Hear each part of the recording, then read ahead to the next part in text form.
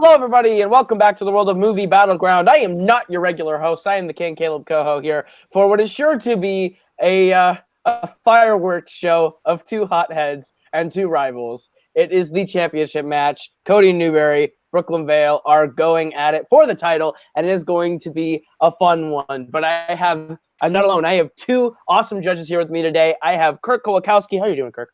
I'm doing all right, Caleb. I'm excited. There's nothing quite like a championship match.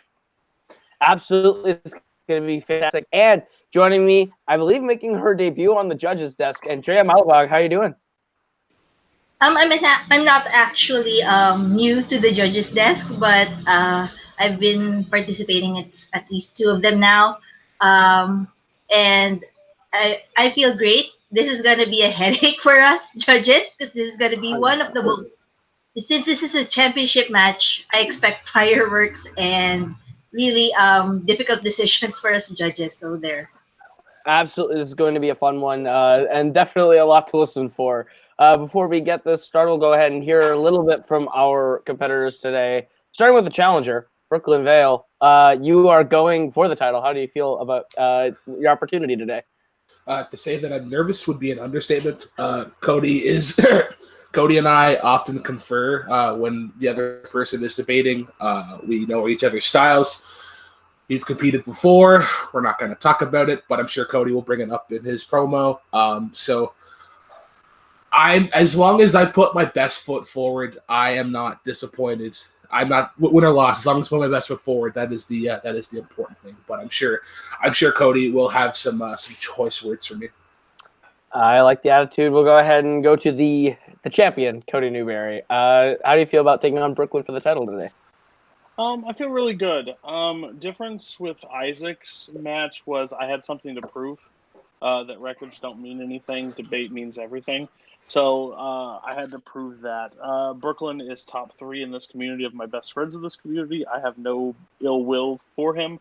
I want to beat him, of course. I think a champion it's one thing to win the title. It's another to defend the title, and I would love to defend it. I don't want to lose it on my first defense. He's given me the best show rundown in any other debate that I've ever had. He knows my weaknesses. He knows how to push my buttons, and it should be a real fun go. But I'm hoping I win. That's all I need to do. I just need to win. All right, but with that, we'll get into the first question of the round with the question of what is the best action movie of the 1980s. Cody, you are the champion. You'll be going first and then closing in the closing round. So, floor is yours when you're ready. So the question is best action movie of the 80s. I also picked the one that flipped the action genre on its head and changed the game for other action movies moving forward.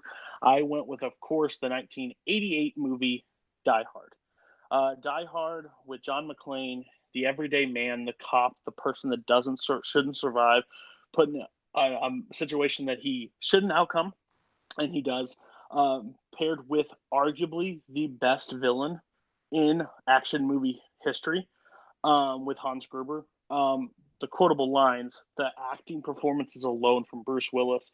Again, Bruce Willis spawned so many sequels off this, and maybe he should have stopped at some point, but it still was enough to show that. So I will prove in the debate round why Die Hard's the best. Brooklyn, the floor is yours for your opening when you start talking. On March 3rd, 1969, the United States Navy established an elite school for the top 1% of its pilots. Its purpose was to teach the lost art of aerial combat and to ensure that the handful of men who graduated were the best fighter pilots in the world. They succeeded. Today, the Navy call it the Fighter Weapons School. The Flyers call it the great cheesy movie that is known as Top Gun, starring Tom Cruise and Val Kilmer.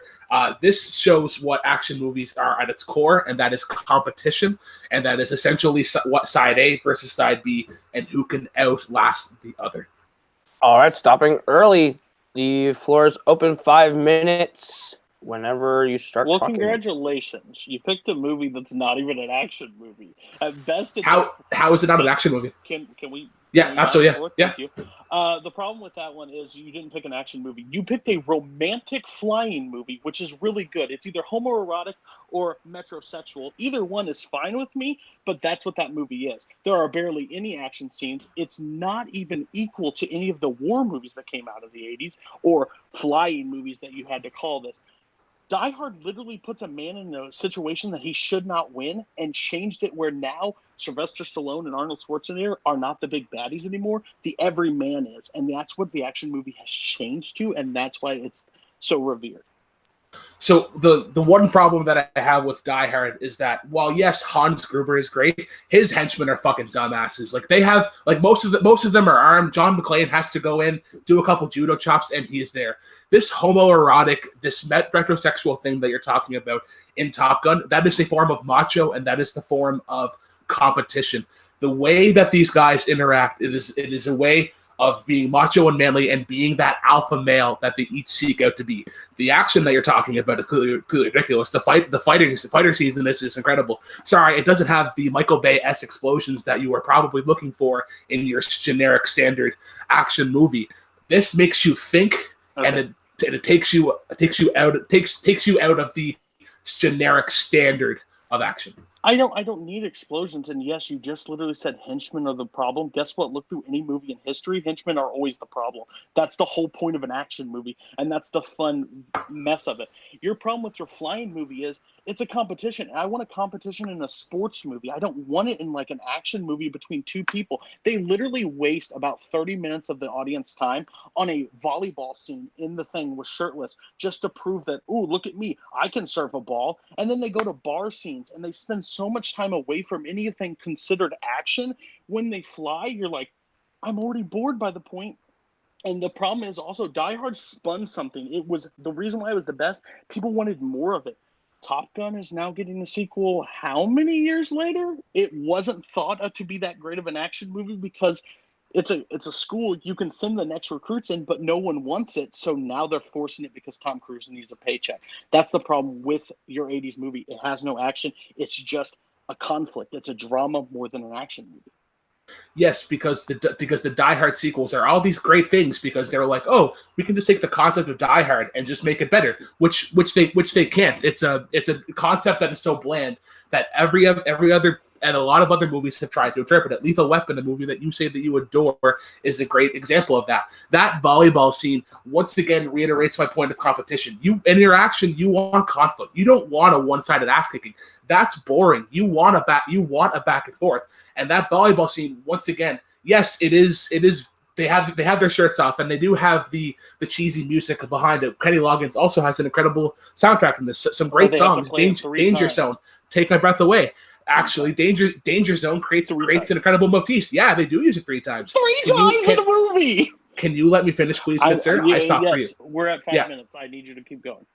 All right. So, anyways, the volleyball scene. Once again, when you think about competition in general, what's the first thing that you feel after you're done of exercise activity workout? It's that feeling of confidence and a feeling of self-esteem. And what's the best way to do it? What's the best way to go about that than to continue with it? That's the thing that's missing in your action movie. It's one-sided. You're never thinking in Die Hard that Hans Gruber wins. You've got to let somebody else in. Okay, the problem with this is you're saying competition. Well, guess what? That's called a workout scene. Do the workout scene. That would be a great idea. 1 minute. If you want to feel that energy or that enjoyment. And yes, Die Hard is completely back and forth. He literally calls Hans Gruber at one point and takes out his henchman and literally says, I'm in control now. He goes back and forth, Hans Gruber, and he ends up winning at the end. You're saying you want competition, but that's not what you get in an action movie. Competition is, you can get that in anything. It's a courtroom scene. It's anything back and forth. You can get that through you in action, especially 80s, that is known by action movies, is you want something that takes you by surprise, and that's what Lethal Weapon and Die Hard both give you. Top Gun is just a man without a shirt oiled up. It's weird. Die Hard doesn't take you by surprise. It's literally, it takes Hans Gruber halfway through the film to think, yeah, my henchmen are dumbasses. If I can't get them to do it, I might as well just do it by myself. Like this film. Your Die Hard film ends so much quicker if the villain is actually smart. Time.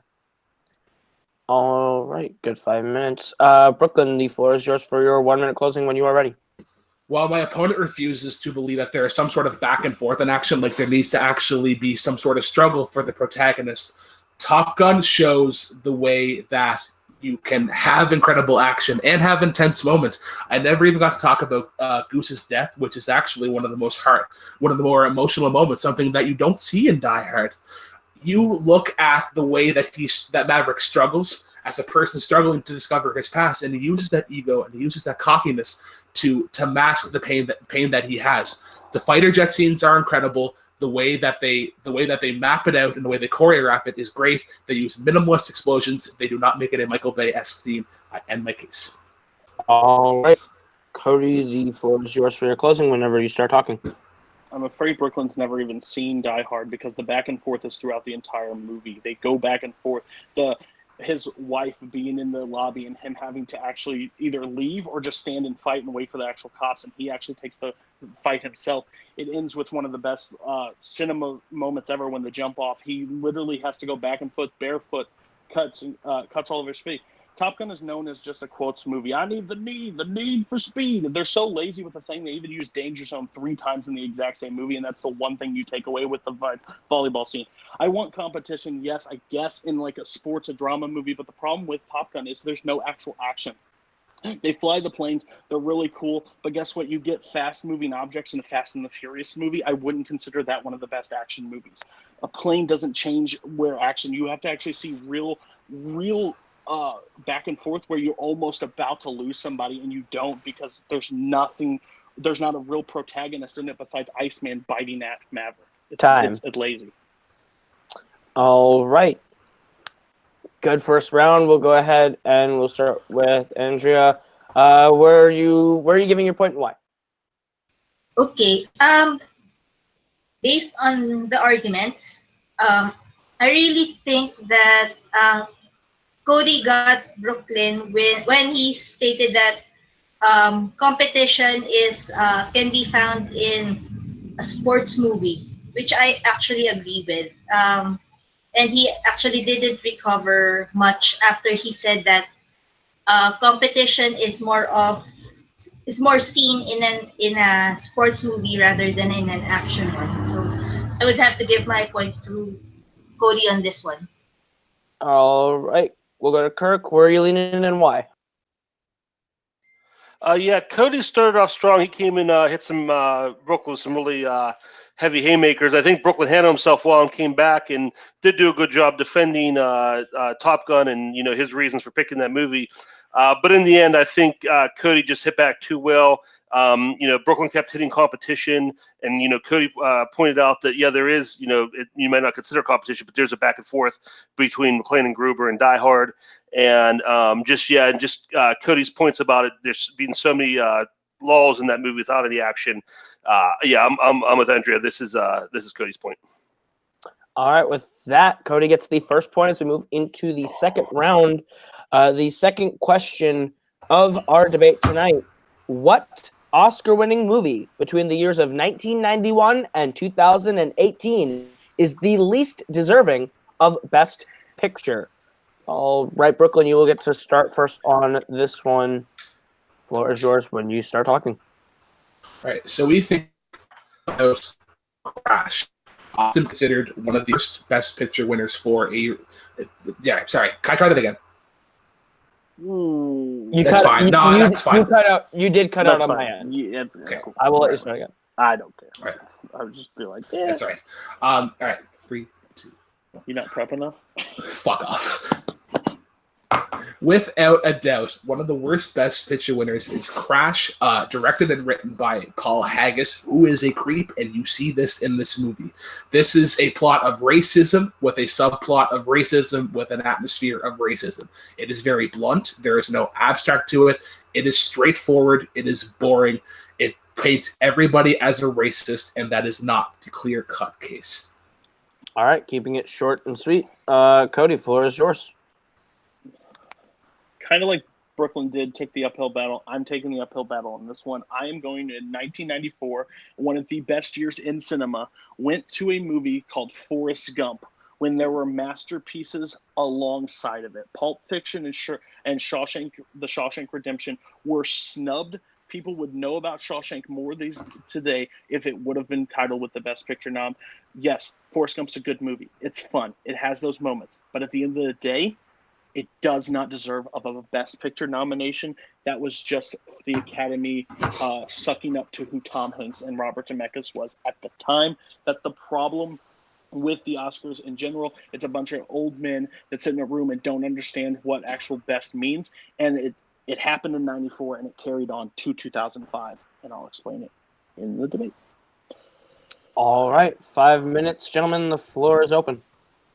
All right, so the first problem that I have with Forrest Gump is that it is not a bad film. Your one problem, which I know you're going to bring up, is that Jenny treats Forrest like shit, and that you don't. It's not necessarily a villain, but you need some form. You need some form of antagonist. You need some form of hurdles. Without Jenny there, it's literally just a documentary of Forrest doing shit. He goes to high school. He goes to the military. He does ping pong. He does the run, and that's it. Jenny creates obstacles, which actually makes the film interesting.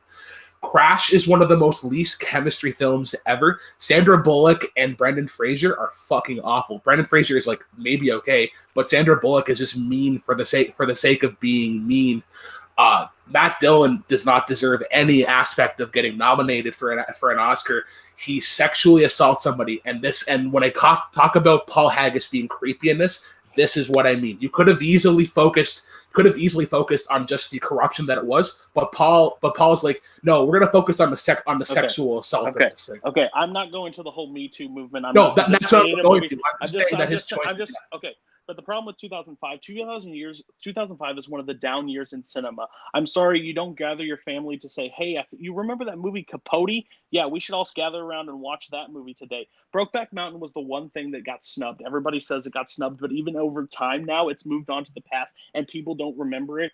I Can't Quit You is one of the most iconic from it, but everybody else doesn't remember or bring that up to the forefront anymore. Crash is the most safe pick of this because of those simple fact of the racist fact and everything like that. And I'm not a fan of that. But at the end of the day, the Oscars said a movie that tackled race would probably deserve the Best Picture, and where the Oscars weren't ready to accept a gay one, which is terrible. But at the end of the day, the 2005 list doesn't rank up. The problem with 94 is it has Pulp Fiction, it has Shawshank Redemption, it even had The Lion King in the same year, where you just had Beauty and the Beast, which people consider animated. There were so many lists that Forrest Gump just got it, and you literally just described it. It's a basic paint by number. We see him through high school, we see him through college, we see him through this. There's no anything. It's a time capsule of people that lived in the past. There was like, oh, they talked to JFK. It's classic one-liners. It doesn't deserve the Oscar and Hanks winning an Oscar performance, that's insane for this. Like, there were so many bad parts where you could have rewarded a movie like Quentin Tarantino's Pulp Fiction that told such a unique story through time jumps and stuff like that. And then you even Shawshank, that is now considered one of the best movies on IMDb. Not saying it was Haynes, but I have friends that still don't know what the Shawshank Redemption is because it's not known, and it should, and Best Picture would have elevated it. That's why I think it's least deserving, especially with what it was against. Yes, because the bland year of 2005, I guess, with Capote, often considered Philip Seymour Hoffman's best performance ever. Brokeback Mountain, one of the best movies of the LGBTQ genre in general. That's incorrect. Forrest Gump yes, Forrest Gump and Crash definitely fit to the Oscars criteria. Is the Oscars criteria bad? Absolutely not. But that criteria that it meets has a scale of being a good movie and being a bad movie, and Crash is the worst of this movie. None of the dialogue in this makes sense. Ludacris goes on a tangent of, oh, I can't believe Sanders being a racist because she moves away because I'm black, and then literally steals a car. It defies logic, and it's oxymoronic because you're complaining about somebody being racist and then just filling in that stereotype. Yes, it doesn't make sense. It tells the story of racism, and yes, you may not agree with it, or you may not see that it fits in your eye I don't think we have the gauge to judge if it hits racism right or not with being two white males. My only viewpoint is they took a shot that says this one tackles racism. I think it's actually a pretty good film, and I honestly think Crash isn't as bad. It's just the one that everybody goes 1 to. minute. Kind of like Green Book this year. If Brokeback Mountain wins this year, I don't think maybe like a movie like Moonlight wins later on in life. It's just I think Crash is an okay winner on a mediocre year. You're saying Capote, yes, won a great acting performance, does not make the movie. The problem with it, you're not tackling is 94 is a brilliant year in cinema, and it went to Forrest Gump, which is a blockbuster laugh movie. And you can say it's a good movie, but guess what? A lot of new good movies don't win stuff. And Forrest Gump can't even light the candle to what Shawshank and Pulp Fiction are, and you can't defend that.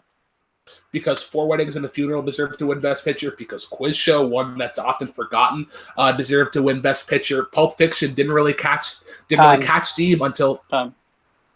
All right, Cody, floor is yours for your closing when you start talking.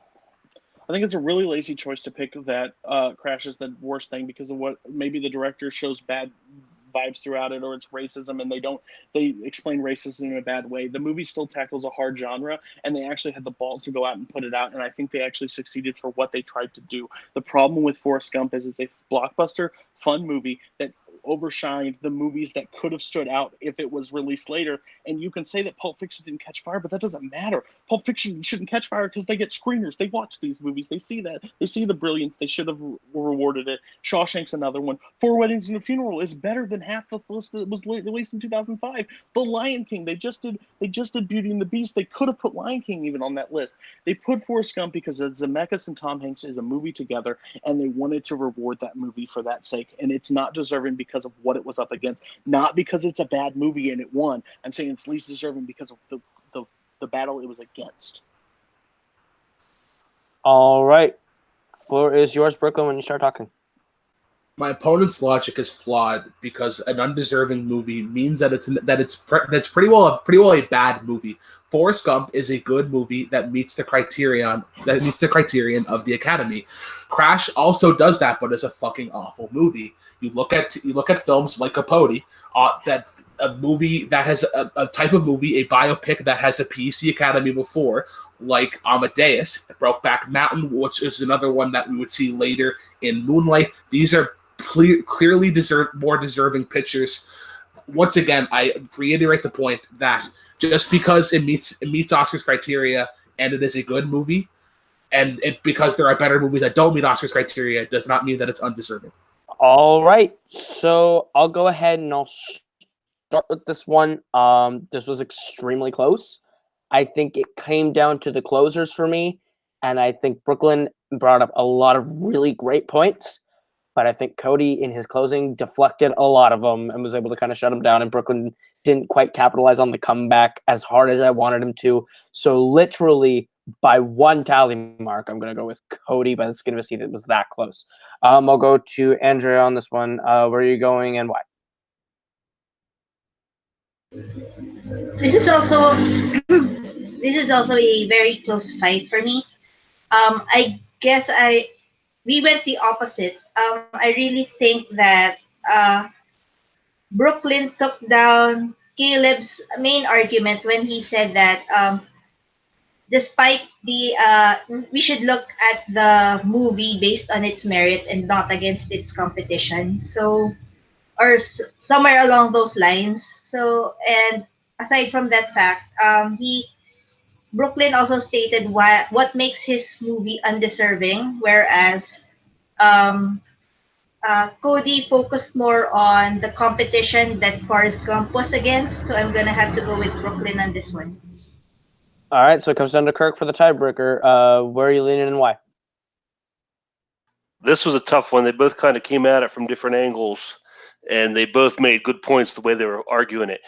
I think Cody's going to get the point because he brought up all these other movies, Shawshank, Pulp Fiction, 94, all these movies that really should have been Best Picture caliber, where with Crash, Brooklyn didn't really hit me with anything that really struck me like, oh, yeah, that's definitely an Oscar winner. So as far as the least deserving, I do think it's Forrest Gump, and I'm going to go with Cody.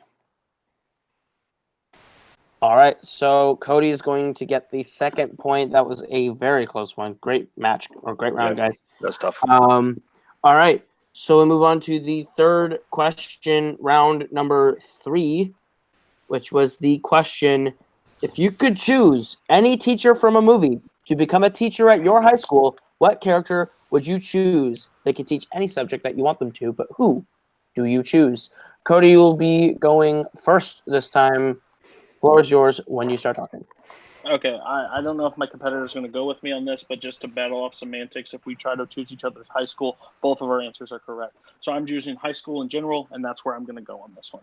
So I picked Joe Clark. Joe Clark from Lean On Me. Yes, a little outlandish, a little probably not okay with the times, but basically what I have him teaching is social studies because that is what he teaches in the beginning of the film before he becomes a superintendent, and that's kind of where I want to stay. Yes, he does some, he's very blunt. He's very focused on what he thinks he needs to get from students, and that's what I think especially high school in general needs, because the next step is college, and most kids are unprepared for what comes next, and he gives the harsh realization that you are growing up, you're becoming an adult, and you need to focus up and do it. And he teaches history in such a fun and interesting way. He makes a game of it. He makes it fun.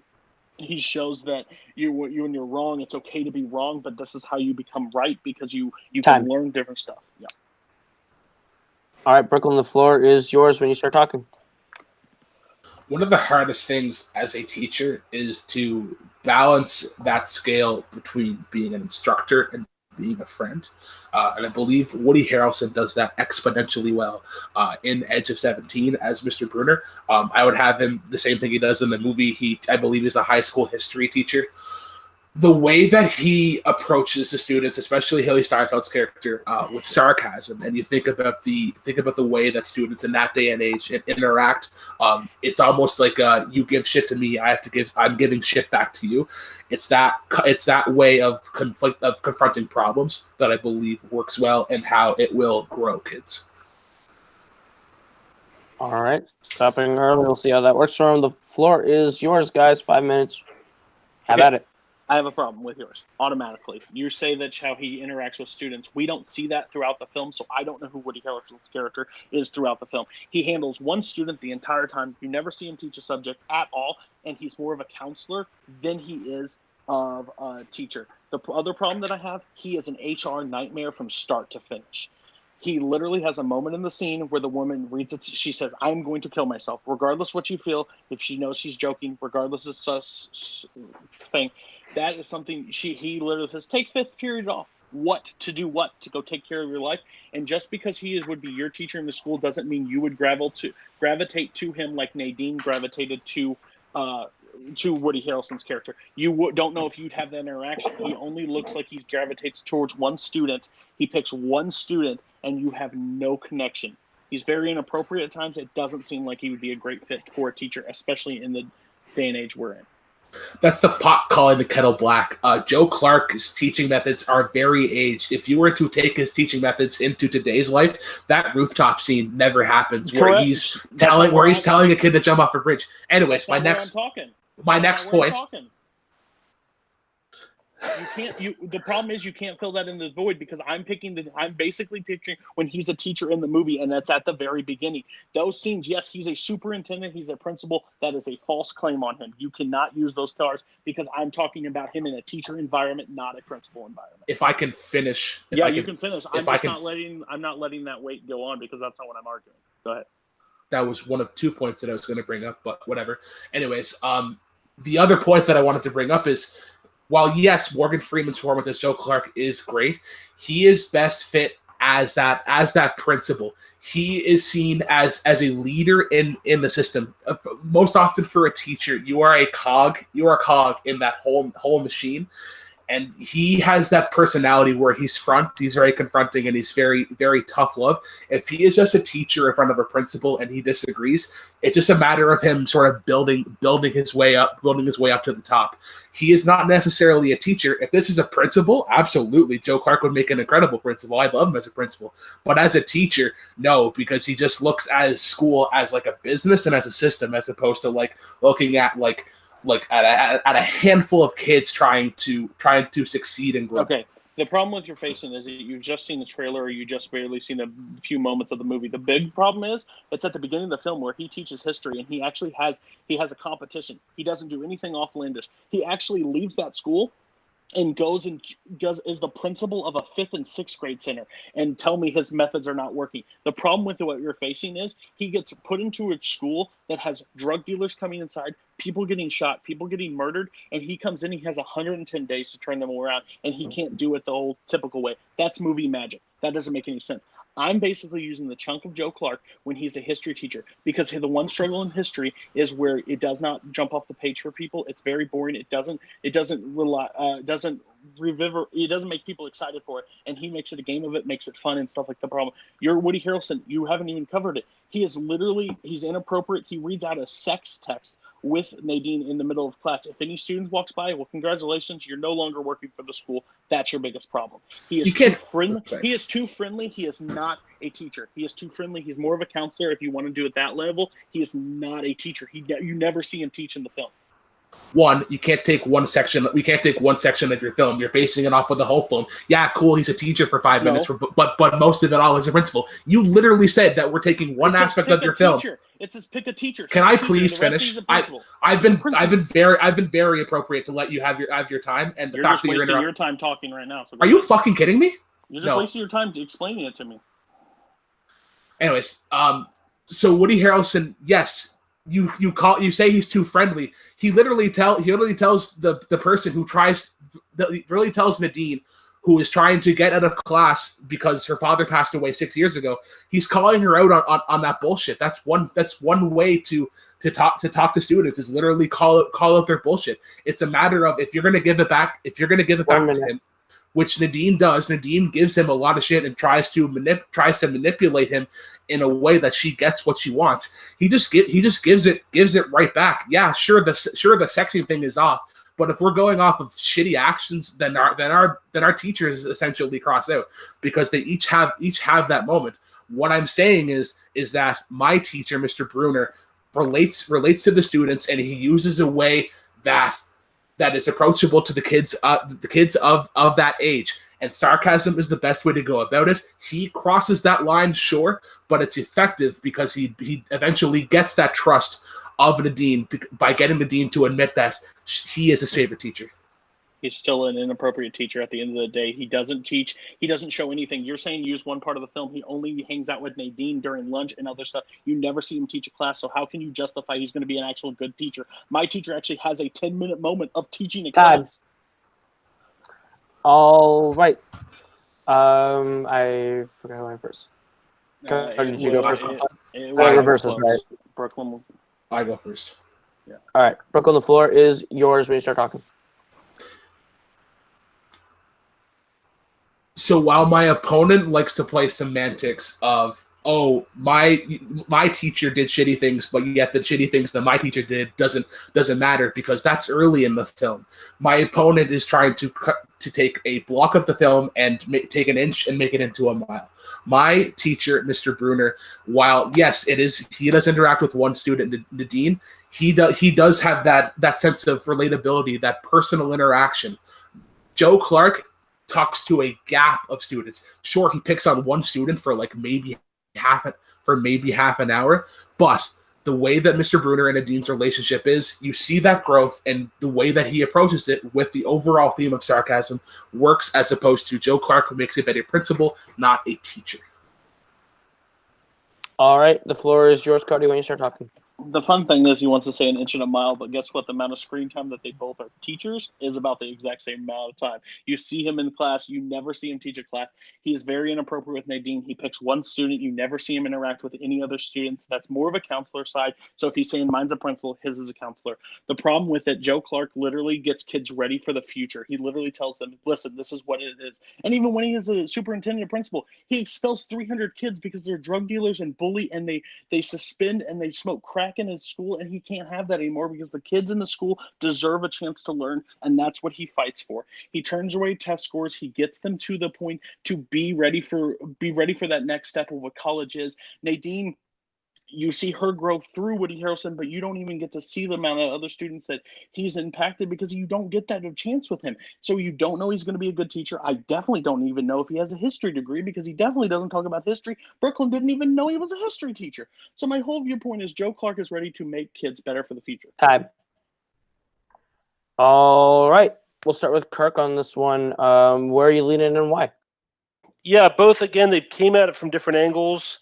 And, I mean, I think it was said in the match that neither of these guys are seen actually being teachers in their respective movies that much. It's more they take on other roles. But again, I'm going to go back to exact wording of the question. So if you could choose any teacher from a movie to become a teacher at your high school, so I'm putting myself in the shoes of myself when I was in high school, and which one of these guys, based on the arguments I would want to have as a teacher. When I was a kid, I didn't care who the better teacher was. I liked the guy who was more fun and more interesting and cooler to hang out with. So from that point of view, I'm going to go with Woody Harrelson, and I'm going to give Brooklyn the point. Okay. Well, Andrea, where are you leaning and why?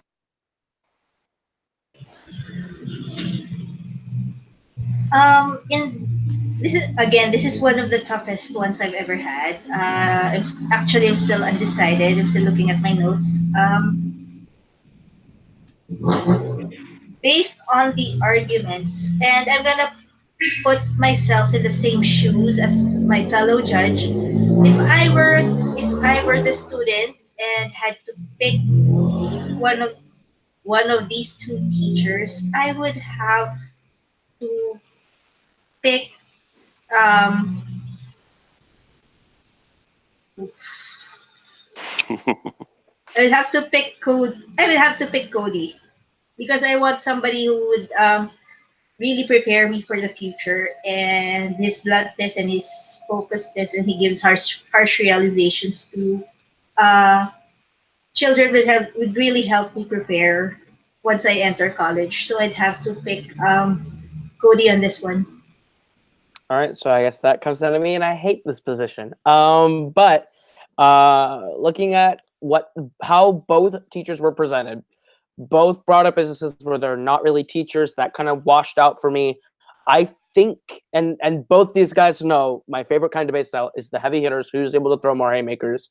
Cody threw a lot in his closing, but throughout the fight, I think Brooklyn made a lot more points and a lot more attacks on Cody's teacher. And all of Cody's attacks that he made, Brooklyn was able to kind of defend them in a way that, like, I think both kind of had some good defenses, but I think Brooklyn was able to put up stronger defenses and stronger attacks. So slightly, I'm going to give my point to Brooklyn. So that means Brooklyn gets the point, and he is on the board as we get into the next round. The fourth round and the fourth question on the table is, what decade has had the best sci-fi movies? And with that, we go to openings. Cody, you are speaking first, I believe, right? On this one? Brooklyn is. Hey, all sorts of off. You'll get All this right. at some point. Yeah, I'll get this at some point. All right, Brooklyn, you will be going first. Time begins when you start talking. When you think about the beginning of science fiction, and especially like the 60s and onward, you look at, they often back and forth in a latter moment where it was either let's focus on visuals, and then in the 70s more so too, let's focus on story and whatnot. The 80s, which is the decade that I am picking, is the best decade where you get that good balance of both great visuals that you get in sci-fi and incredible stories that you see. 80s without the films from the 80s in sci-fi, you don't get the culture, you don't get the fandom that you have today. Star Wars created the culture, Star Trek created the culture, Back to the Future created the culture, and Ghostbusters created cultures, and it's that fandom that resonates with science fiction lovers today that we don't have without the 80s. All right, stopping early. Cody, the floor is yours when you start talking. I absolutely love that you went for the blockbuster picks, because now here it comes. I picked 2010s. The story of sci-fi is not visual effects. It's about a nuance of technology and what is coming with the future of it, and to pretty much almost warning signs against stuff. 80s is great with blockbusters, with visuals, with spectacle, with laughs. Every tentpole movie through sci-fi has talked about where society is going mixed with technology, and that's the beauty of what sci-fi is. Those tent poles are like Close Encounters of the Third Kind, 2001: A Space Odyssey, Planet of the Apes, the original 2000, for The Matrix. The difference is I picked 2010s because of the movies that they have in that one. Yes, they have the MCU, Star Wars, Star Trek. They have the ones you do, but I have those special, beautiful ones. I have Ex Machina, Interstellar, Arrival, Blade Runner 2049, which is preferably actually maybe better than the original Blade Runner that came out in your year. Dread, Annihilation, Snowpiercer, Looper. All right. We will open it up. Floor is open, guys. Have at it. All right, so let's get one thing right out of the gate. I'm not going to list off any of your bad movies because I don't want this to be a battle of I have shitty movies. I'm tackling your good movies, and the one that and two of them that you brought up, Interstellar and then Gravity as well, are prime examples of my thesis. Essentially, and what I'm presenting is that they pick either a visual concept or a high concept or a story. You think about Interstellar and Gravity in particular, two of the most visually stunning movies ever. But what's the problem with a lot of them? Gravity, there isn't a whole lot of story. In Interstellar, that ending fucking sucks. Okay, that ending fucking sucks. So once again, the 2010s, it's either great visuals or a high concept or a really good script like Ex Machina. But Ex Machina isn't really visually appealing. But you're saying from the 80s, you're talking about, let's not start about visual effects because you lose this day hand over fist. Your movies don't age well, and that's consistent because at the end of the day, my movies are out there with way better visual effects. So if you want to start visual effects, you might not want to start this battle. But no, you literally mentioned two that you may not like, but the gravity of the situation that she goes through is so telling. They tell a story in space without much dialogue, and it's you can tell everything without words. That's a beautiful thing about science fiction. Again, the space program, where it's went, Ex Machina, the where we're going with the technology of that the cyborgs can rise up at any point with the machines, with all that stuff. That's the amazing thing. 80s have those tentpoles, the Back to the Futures, the Ghostbusters and stuff, and those are fun stuff, but they give no contrast to where we're going. Basically, sci-fi back in the 80s was, hey, we're going to have flying cars and we're going to talk about futures. The only one in your 80s that talks about it is Blade Runner, and guess what? The actual cut that everybody wants to watch came out in 2007, so the one even came out there and wasn't actually the official cut. So my viewpoint is the 80s is just spectacle, no substance at all. All right, so two things. One, 80s had worked with the technology that they had up to that point. I will say that 2010s, obviously, with the aging of technology, have gotten a lot better. In your terms of Gravity of no dialogue, if I want a good sci-fi with minimal dialogue, I'm gonna go watch Wall-E from 2008. What I'm saying is, with The Empire Strikes Back, it has a great story with great action, and there's some great visuals in it. The fight scenes are great. Ghostbusters as well. It proves that you can do sci-fi comedy and still have great visuals. Back to the Future is another great time thing, which is another technological advance that we're looking forward to in the future. And they discovered that in the 80s. The points that you bring up of the MCU.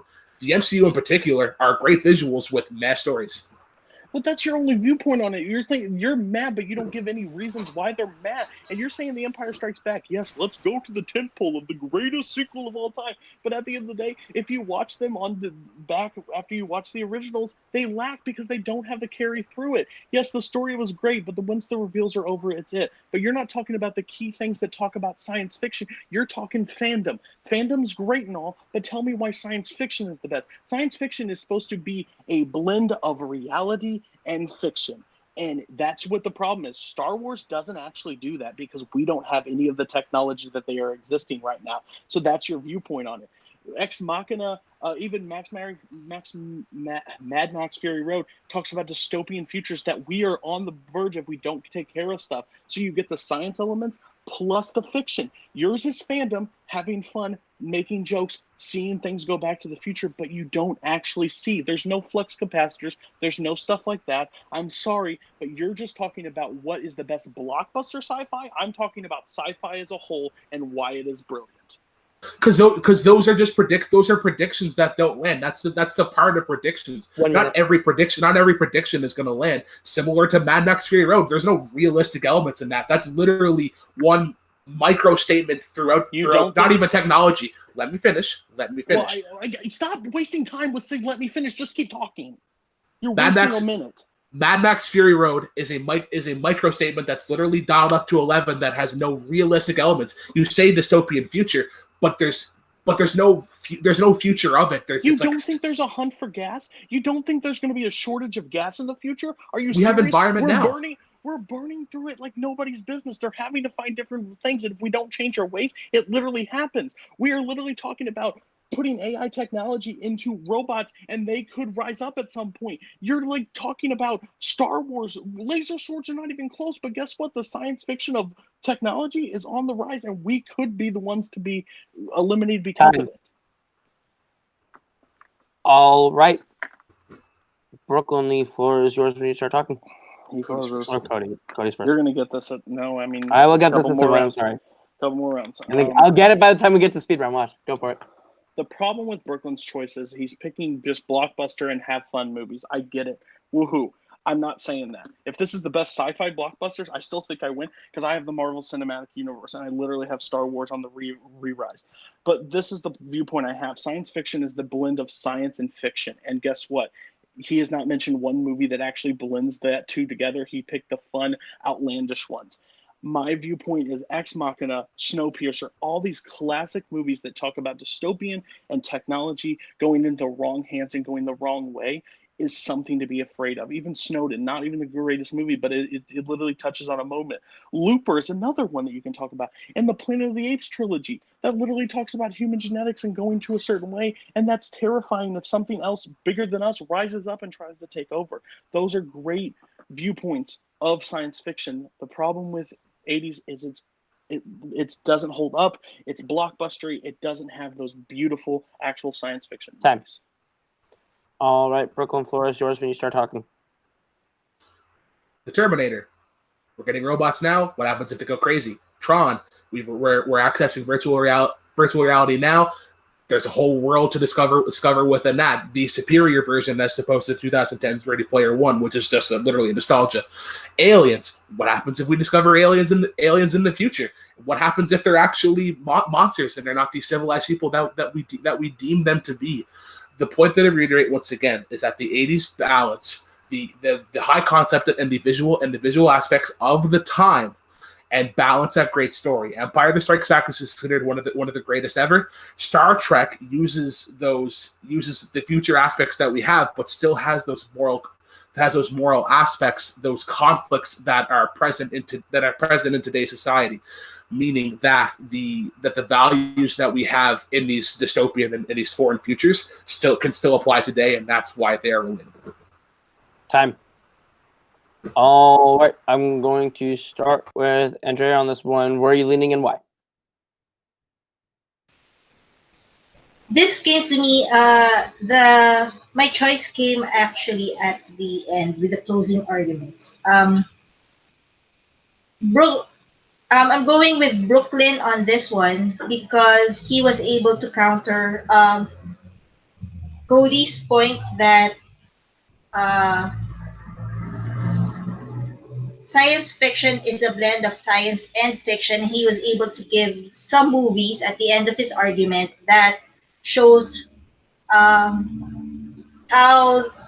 certain movies that are situational that could happen to us at present or maybe in the future time. So I'm gonna have to go with Brooklyn on this one. All right, Brooklyn has the first point here. Kirk, where are you leaning and why? Let's see. I can see why this is a championship match. These guys both had a lot of great points to make. I was furiously taking notes over here trying to keep up with them. And again, they came at it two different ways. Third time I've said this, but they came at it two different ways and defended their points very well. But what it came down for me is one of them really defined sci-fi better, and that was Cody. Just giving his definition of what sci-fi is and how the 2010s defined that. And, if they went blow for blow, movie for movie, Brooklyn may have came out on top. But the question being, what's the best decade for sci-fi? Cody convinced me that 2010s has the best overall thematic best sci-fi. So I go with Cody. Sorry, Cody. All right, so that comes down to me. To break it down quickly, I think Brooklyn had a really, really good closing, but that's probably the strongest piece of that argument because Cody just kept throwing hit after hit after hit as to how his was a lot of tentpole blockbusters and how in his decade he has those tentpole blockbusters and defined the argument as to what sci-fi is and how his movies fit into that. And Brooklyn never totally played out of it. He kind of played into that argument and tried to twist it for the 80s. And he got really close to doing that in the closing, but I just need to hear a little bit more from him before that happens. So I'm also going to go with Cody, which means Cody is up 3-1 as we get into round number 5.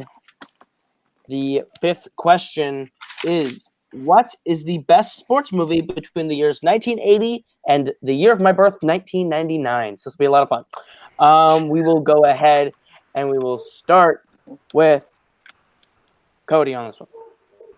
Whoa, guys, hold up the thing. You got it. I got it. Okay. All right. So I went with one of my favorite movies of all time. There are movies that I could have picked. I've already debated them. I like to test myself and try different ones. And this is the one that I chose. I picked A League of Their Own. I am a huge baseball fan. There is no better sport out there. It is brilliant. It is beautiful. It is a master of game. And this movie takes a baseball concept, touches a real story, and actually flips it on its heads and lets women be the lead of their actual film, which doesn't happen in sports movies because actually women don't have that many chances to play sports. It's actually sad at that point, but it actually has a great thing because what I think in sports is I want competition. I want actual sports elements. I want infighting. I want like a battle that they have to go with, different positions. I want a coach that you actually have to rival, and that's Tom Hanks, a person that doesn't want to be there at any point and then comes back to wanting to be there. It's just a beautiful, masterful sports movie. All right, time. Brooklyn, the floor is yours whenever you start talking. All right, so my film is The Hurricane, one of Denzel Washington's greatest performances. This is a biopic of Reuben Carter, a person that was taken out of their prime for racist reasons. He was a phenomenal boxer in his 20s and was accused of a murder that he didn't commit. And this is essentially that story of him struggling with the determination of is this worth the fight to try and get out. There are multiple scenes in this that get this that should be the defining sports movie of this time frame. All right, with closings out of the way, floor is yours. Have at it. Yeah, I will go if you are okay with that. Yeah.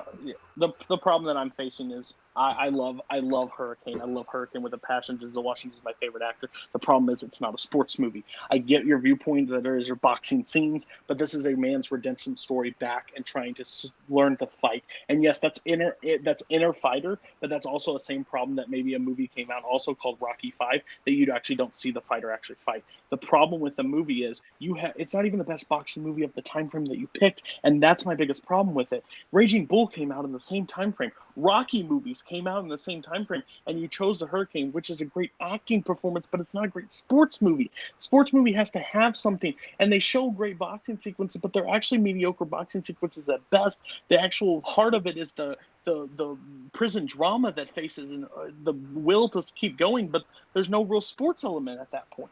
It's just a man and the sentence that he was laid down unjustly.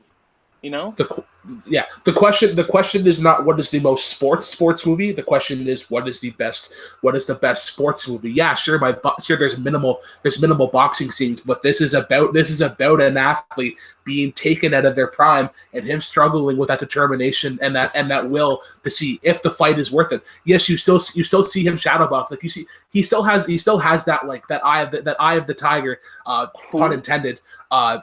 And that when he's in the hole, when he is conflicting with the other personality known as his hate, that is one of the greatest things ever. It's this great climax of I don't know if I want to no, and then the hate is just no, you're confining to the system. A League of Their Own has its problems. Yes, it's set in the 40s. But it's sexist. Like John Lovett's character, you just want to punch in the face. Yes, Tom Hanks is a drunk manager, but you would think for a movie like A League of Their Own that there would be like some sort of like male support other than Bill Pullman. I've given you a lot of time here. The problem is the movie is it's not the best movie featuring a sports element. It's the best sports movie, and the sports element I want throughout the movie. And yes, I'm very happy that the 40s movie is sexist, because welcome to what America was in the 40s, and you need to have that open-eyed mindset that if they made these women dress in baseball pants and stuff, no, they really treated these women not great, and they made them hold your curfews and be under a man's sport, and you're not allowed to play here. And they actually broke down barriers and actually made an actual league while the men were off at war, and they actually tried to keep it going. It just fell through. The problem with the boxing movie, yes, it has sequences, but you're still not fighting. The main factor is he shadow boxes. In a boxing movie, I want to see a boxing. He almost turns into a writer and a mentor for that kid at the end of Hurricane. And that's great, but that's not a sport. He got taken out of his prime. We don't get to see where he is. And I think this is a great athlete story, but I don't think this is a great sports movie because you don't have the end thing. And there's better sports movies that came out in this time frame that feature boxing in a way better way with a better portrayal of a character's destruction, like in Raging Bull. I would argue the exact same thing for yours. There's much better baseball movies than a League of Their Own in this time frame. Field of Dreams is considered one of the greatest sports movies ever. Yeah, it has minimal baseball, but its overall impact is about the game. A League of Their Own isn't about baseball; it's just about women being shit on. It's more so them having jobs and being able to do stuff in the war. And then it's when the guys came back. Oh, it's not you guys can. We need you back. We need you back in the home so that we can do our things. Yes, there's baseball games in it, but it's not about them playing baseball. It's about them having rights. It's literally about them rising up from where the sex is and fighting and sneaking out and having fun and coming together, because these people didn't know each other. They came around to a tryout and 1 minute. And that's the magic thing about a team, especially baseball, that baseball is not singular. You have to work together as a team, and they show so great. There's so many great performances. Even from Madonna and Rosie O'Donnell in this movie give fantastic performances. And yes, it's sexist, and yes, it's stupid, but guess what? It tells our American story, and yet, yes, it's not pretty, and yes, it's not beautiful, but it works, and it tells it, and these women got to live on, and they were just honored at a baseball game, showing that these women took over. Hurricane, again, not touching on it. It shows boxing, but then it goes to a jail cell. And yes, it's about a fighter's intrigue, but you don't get the fighter. He does not fight. He does is not a sports movie. He fights what he eats. It's a sports movie. He fights for his life. He doesn't fight his opponents. It's not a sports movie. It's just a classic drama movie. Shawshank Redemption tells a better prison story than The Hurricane. I would totally agree in that, because my movie has less boxing, that it's an inferior sports movie. Just because of So then, Brooklyn, you'll be going first on your closing. Just because a boxer is not in a ring doesn't mean that he still does not fight. This is once again a movie where a boxer is taken out of his prime, and it's still that fight of determination, of that conflict of, do I persevere and do what's right, or do I just conform into the system? My opponent talks about a movie that, yes, is great for women, and it's a great telling of time previously. But if he's going to use the argument of mine as a less sports movie, this is more about women and them getting the proper treatment, as opposed to it being about a baseball movie. Okay, stopping early. Cody, the floor is yours. I picked a movie about baseball that actual features on baseball. Yes, it entails women, and yes, it indulges their story, because just watching a baseball game, you just watch a baseball game. But this is actually like a moment where you see these women have to come together in a struggle and have a manager that doesn't care and an audience that thinks they're just objects, and they play as hard as they can because they know this is their only shot. And that's what you want in a sports movie. You said in an action movie you want competition. You feel the competition, especially with these characters, knowing that they don't have tomorrow. This could be over tomorrow, and they would have to go back to the normal day lives, and they want to play the sport that they love and they used to play in their backyard. Yes, I think The Hurricane is a great movie, but it's a movie about drama, about a man's intrigue on rising up, but it's not a boxing movie where the person has to fight in the ring to go for titles. I agree. If they just showed all this stuff before his prime, it's a sports movie. Yours is cuts off at the beginning and goes where he has to find a struggle to live, and that's in every prison movie that a person's been wrongfully accused. That's my issue with The Hurricane. Okay. All right, we're going to start with Kirk on this one. Where are you leaning and why? Another tough one. Both of them picked good movies. They both kind of went back and forth on, there's better boxing, better baseball, so that canceled out. Got caught up in the semantics of what is and isn't a sports movie. So I kind of, I didn't take that too much in consideration. But Cody did do a really good job of talking about how baseball played into a story. Brooklyn threw the sexist argument, and I thought Cody did a great job of coming back and saying how that was necessary to the movie, to the story, to show what these women went through. And just overall, I think Cody had some more big hits and defended his movie better. So I'm going with Cody. All right, that's 1 point so far for Cody. Andrea, where are you going and why? I would have to agree with my fellow judge. I just think that Brooklyn got dinged a lot by a lot of the points that Cody made in his counter arguments, and I agree also with Kirk's point that he was able to deflect most of Brooklyn's arguments against this movie. So I would have to go with Cody on this one as well. All right. With that, Cody moves up to 4 points as we get into the speed round.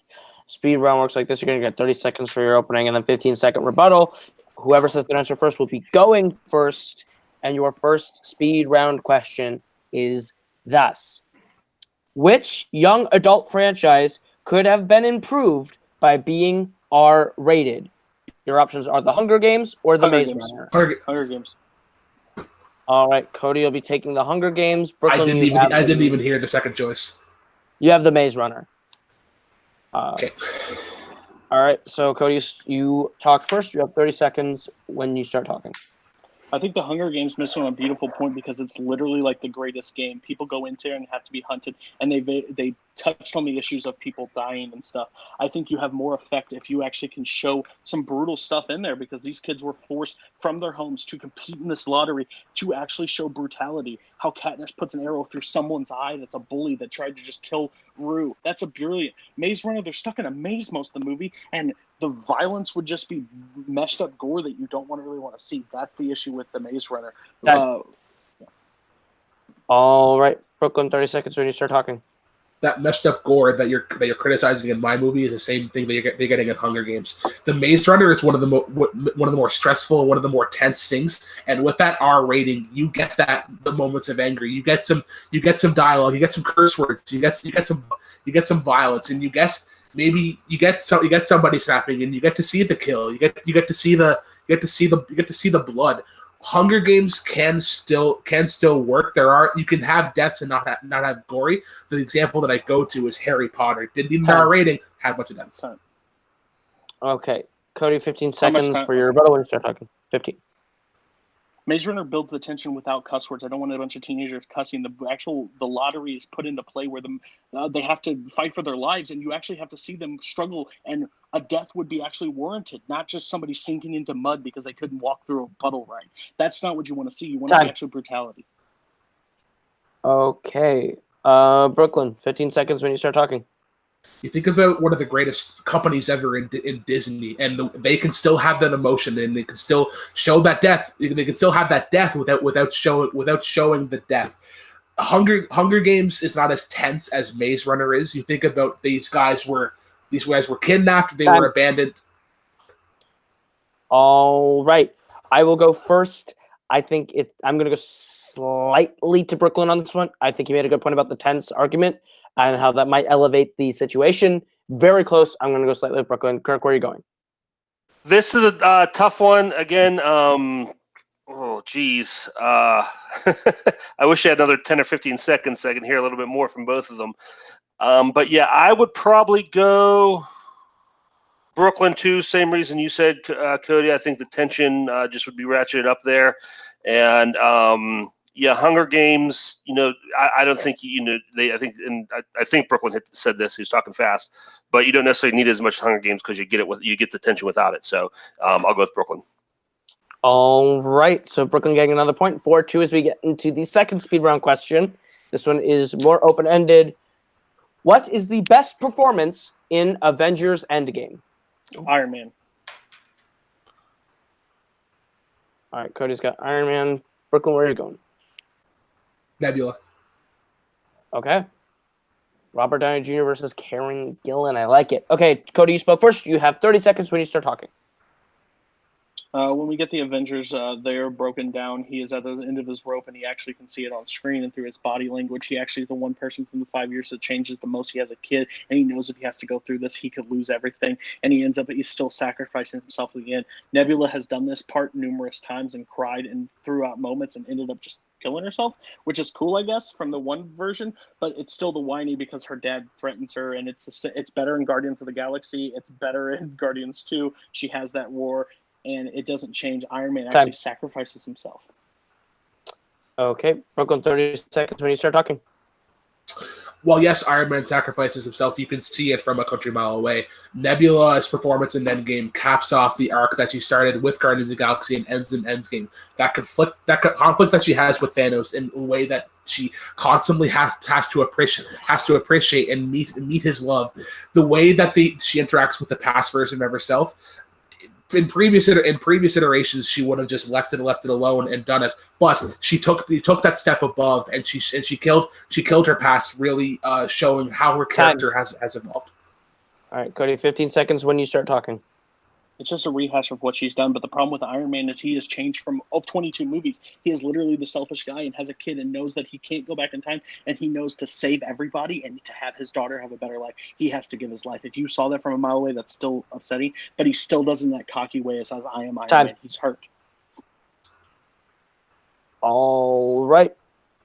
Brooklyn, 15 seconds when you start talking. The moment that they give Kat Mjolnir, you can tell Iron Man's going to die because they're not going to give Kat Mjolnir and have him die. Nebula has a great arc that starts with Guardians of the Galaxy. It doesn't need 22 films to get from point A to point B. Her performance in the Endgame is great, and it's a great successor to what Infinity War was. Time. All right, we're going to start with Andrea on this one. Since you didn't get to be the deciding vote last time, where are you going and why?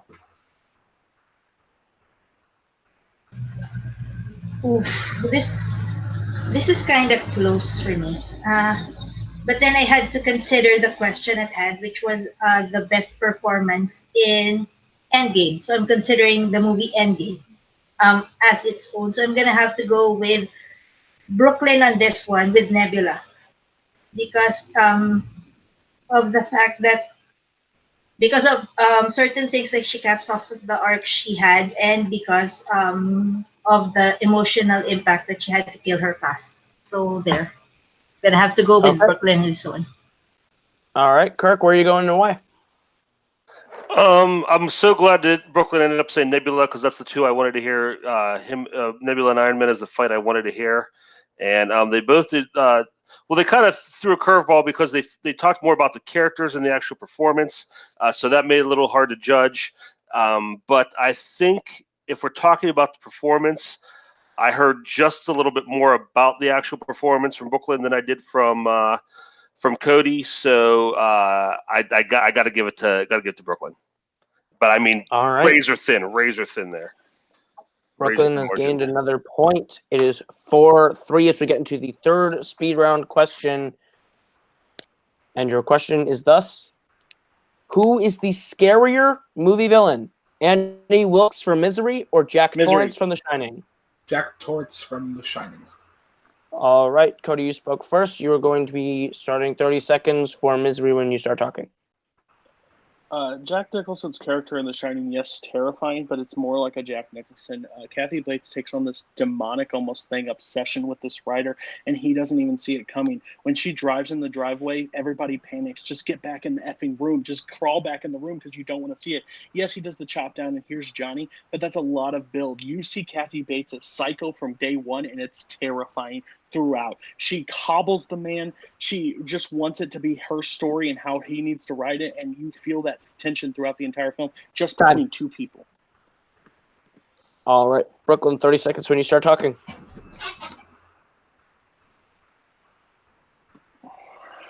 If this is the best villain that doesn't get their way, then Kathy Bates, absolutely, because it's essentially a film that doesn't get her way. Jack Torrance, literally at the end of the film, goes after his family, family that looks at him as a figure, as a person, and he snaps. He goes mad when he goes after Shelley Duvall with a baseball bat. I'm not gonna hurt you. I'm not gonna hurt you. I'm just gonna bash your brains in. Right the fuck in. What mentally sane person says that to their family? Kathy Bates is spoiled. It's spoiled. She doesn't get her way, and she just has a temper tantrum. I wouldn't say she's crazy. All right, Cody, 15 seconds when you start talking. Kathy Bates is just misery. The psychopathic is just her. Shining has so many supernatural elements that makes that movie scary. It's not just Jack Torrance, and that's the problem with Jack Torrance. Is yes, he has great lines, but it's not really that terrifying because she overacts. The misery is terrifying. All right, Brooklyn, 15 seconds for your rebuttal when you start talking. No sane person can handle the supernatural elements that Jack Torrance dealt with. Yes, those are elements that make him crazy, but it's that progression of going from sane to crazy to begin with that makes it so compelling. Kathy Bates is crazy from the get-go, where it's here. Jack. Okay. All right, we'll go to Kirk first. Where are you leaning and why? This is a tough one, and it's tough for me to stay impartial because I have strong feelings about certain of these characters. I think Cody had a really good argument about how it was focused on in Misery, focused on Kathy Bates' character, and there's a lot going else around Jack Nicholson. But I think right at the very end, Brooklyn came in and he started talking about how that had an impact on his turn and made him more frightening. So I'm going with Brooklyn on this. All right. Andrea, where are you going and why?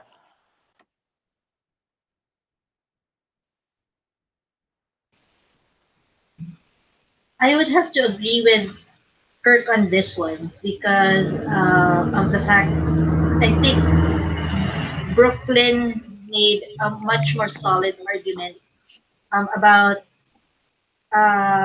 his character as compared to Cody's. So I'm gonna have to go with Brooklyn on this one as well. All right. So with that, Brooklyn ties it up. It's 4-4. It all comes down to this last speed round question.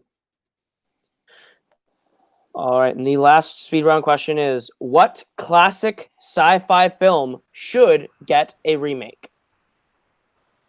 Metropolis. Go with Dracula. Okay. It's horror sci-fi. Okay. Okay. All right, Cody, you spoke first. 30 seconds when you start talking for Metropolis. I think Metropolis would be a great thing, especially Villeneuve. I think as a director would do a great job with this futuristic, urban, dystopia future that you get to intrigue of all things that have changed. He does a great job with world building. The problem with Dracula, we already got that, and it's called the one with Luke Evans and numerous ones beforehand. They don't work anymore.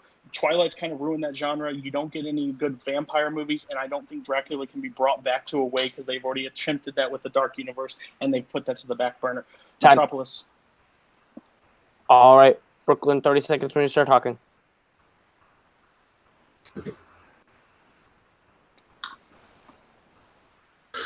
The problem with Metropolis is that there's not enough substance of Metropolis itself where you can apply it to a film today where there's dialogue and this whatnot. I think Jordan Peele would be a great fit for a Dracula story. The problem with the other iterations is that they sort of twist everything around and they change too much. Jordan Peele would literally just take the classic story and then literally just add on, not twist. He would take the original story and then add. I think Jordan Peele would do great in that horror sci-fi-esque sort of deal, which he has proven to do well in with Get Out and Us. All right, Cody, 15 seconds for your rebuttal whenever you start talking. Saying Metropolis won't work because it won't have dialogue. That's why you create the dialogue. You have those characters. You build up that world. Dracula, Jordan Peele does great with social commentaries. You don't know about historical dramas. And they've already attempted new, different twists and even revamping the same one. It doesn't work. It's rehashing over. All right, Brooklyn, 15 seconds when you start talking. adding dialogue to Metropolis doesn't make it remade. You have to change so much of what originally Metropolis is that it doesn't feel like a remake. It just more feels like it's inspired by Metropolis. Jordan Peele has that knowledge of a credible director that could apply the overall themes of Dracula and could add on the already complex nature that he has. Okay. I'll go ahead and I'll start on this one. I'm going to go with Cody on this one. I think Cody painted me a better picture of what a remake of Metropolis could look like. I think Brooklyn had like good attacks on Metropolis, but he didn't give me too much of what his movie would be. So I'm going to go with Cody on this one. We'll go to Kirk. Where are you leaning and why? Yeah, Brooklyn had. I mean, I was really impressed that Brooklyn gave us a director and an idea and a vision for his movie. But I couldn't get over, what really hit me for Cody's argument is this: that the Dracula story has been done. It has been remade and has been remade. It's been done, and it's it hasn't always worked. So why do we need another one? So I got to give this point to Cody too. And Andrea, where are you going and why? I would have to go with Cody as well, because as what you said, I was really given a picture of what his movie would be like, and I feel like he really dinged Brooklyn when he said that Jordan Peele does great with social documentaries. So I really don't know what he would do with something like a Dracula, which is more of like a fictional thing. Absolutely agree. All right, and your winner, and still movie Battleground debate champion of the world, the New Hope, Cody Newberry. That, I think, is probably going to go down in the history books as the best debate in movie Battleground history. That was incredibly close, incredibly well fought on both sides. We'll start with the reigning champion, defending champion, Cody Newberry. How do you feel about your performance and how that match went? I'm honestly really pissed for the most part. Is I let a 4-1 lead slip all the way to the last questions. Turns out we didn't do our 10-second rebuttal on the end of that, but I think me and Brooklyn are both. I mean, it didn't go the way, but I don't think 10 seconds changes much on that one. I thought some I had a really good argument with in the speed rounds. You guys decided. That's why I like 3 judges. Even though I may not agree with you guys, it's still the fun of the game. Brooklyn gave me the best fight I've ever had. Honestly, going to the last question, I was like, if he wins, then this is awesome. We went toe to toe. I think Brooklyn did exactly what he wanted to do in this fight. I think Brooklyn wanted to last, and he literally has lasted better than anybody else I've played in Battleground ever. So that was amazing to see. Again, hats off to you, Brooklyn.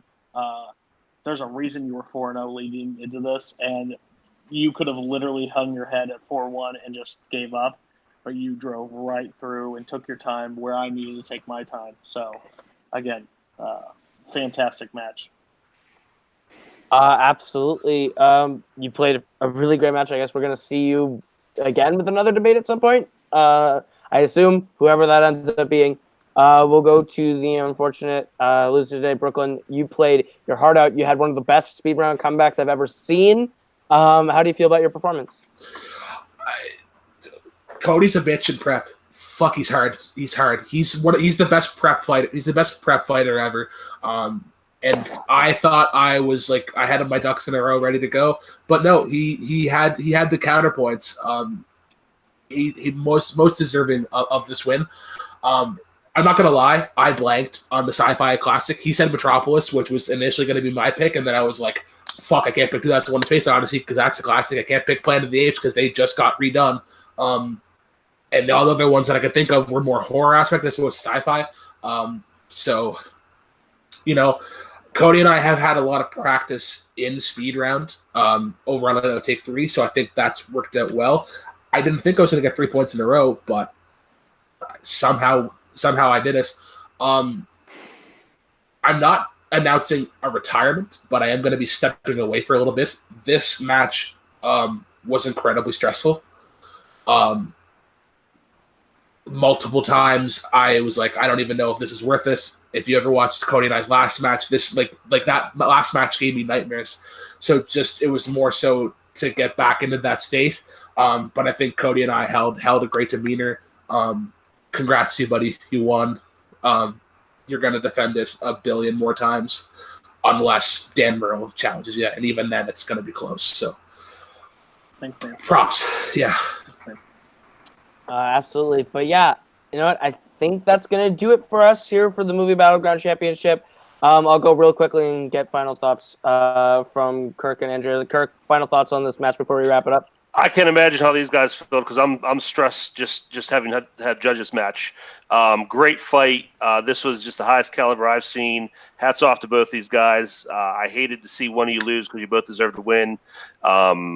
Great fight, and I'm making my debut here in Battleground too, so I'm putting Cody on notice. I'll see you soon. Okay. All right. And Andrea, any final thoughts you want to give before we wrap this thing up? Yeah, this is one of the most amazing matches I've ever judged. You guys made it really difficult for us judges here. Congratulations to both of you guys. You did an amazing job. Absolutely. But with that, this has been Movie Battleground.